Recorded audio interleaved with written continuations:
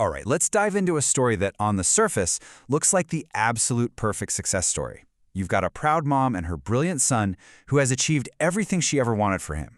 But as you can probably guess, underneath all that perfection, there's a really dark story of rebellion, a total collapse, and a love that's so intense it actually ends up being destructive.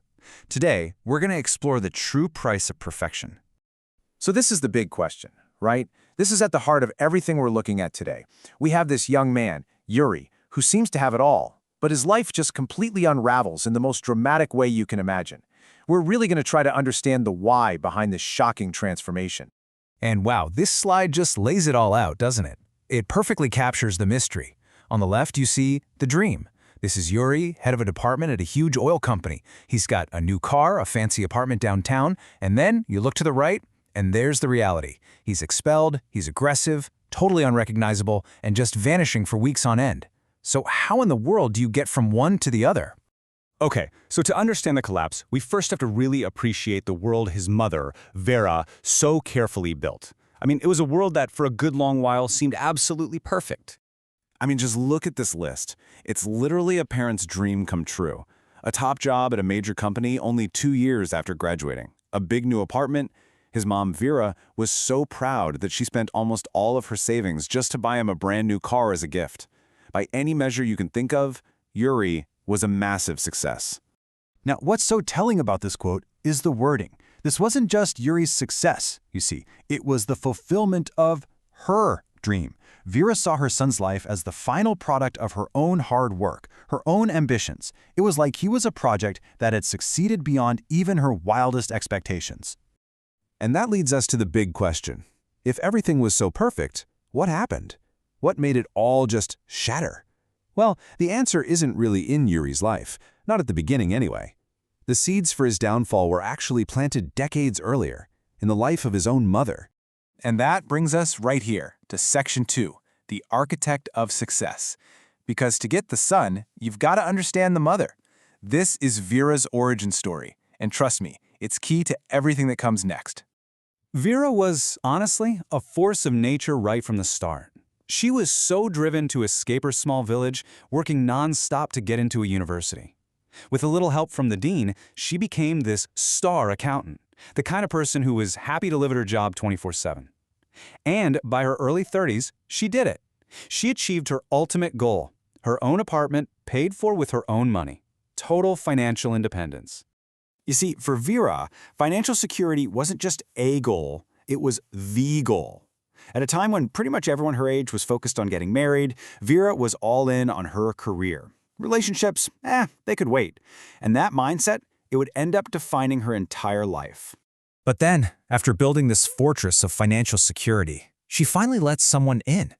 And this relationship, it would leave a scar so deep, it would completely change how she approached being a mother years later. Meet Victor.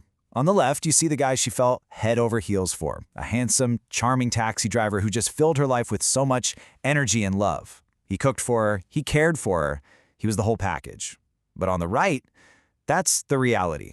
He quit his job almost immediately, lived off her salary for years, and get this, he used her money to take other women out on dates.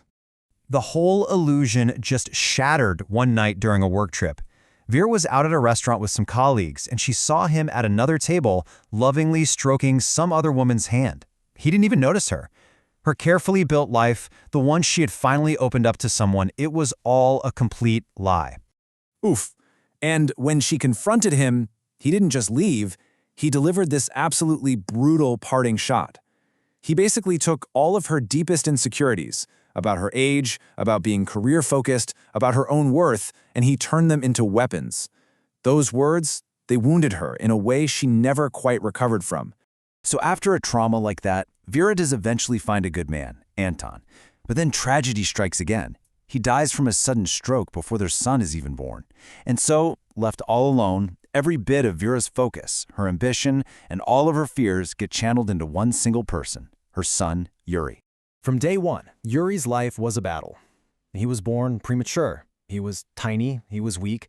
Doctors were throwing around these terrifying diagnoses, things like cerebral palsy. So for Vera, being a mother wasn't just about love and nurturing, it was about fighting for her son's actual survival. And Vera was a heck of a fighter. So she creates what we can basically call the Vera method. This was not just parenting, this was a full-blown project. She hunted down the absolute best specialists in the country. She systematically made him love reading. She poured a ton of resources into his swimming until he was winning medals, and then did the same thing with programming until he was winning competitions. Nothing, and I mean nothing, was left to chance. She was building the perfect son. And for almost 20 years, the project was a huge success. But in his 4th year of university, the cracks started to appear. And pretty soon, the whole thing came crashing down. The model son just vanished. He started disappearing every night, coming home drunk in the early hours of the morning. His grades took a nosedive until the university called to say he was being expelled. He even started stealing his own mother's gold jewelry to pay for this new lifestyle. The perfect son was gone. Now, Vera's reaction to all this was to blame outside forces. In her mind, this wasn't Yuri's fault. No way. It had to be these new bad friends. She saw him as a victim, someone being pulled down by other people, totally unable to see that maybe, just maybe, the problem was coming from inside. But Yuri's response, this says everything. This is so crucial. He says, with them, I can be myself. He didn't feel like a real person. He felt like an ideal boy that his mother had literally invented. His rebellion wasn't really about parties or friends. It was a desperate, even destructive search for his own identity.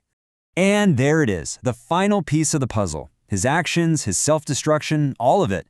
It was all about one thing, being free. Free from the crushing, unbelievable weight of having to be the perfect son, the flawless project, his mother's dream. And this is the real tragedy of the story, isn't it?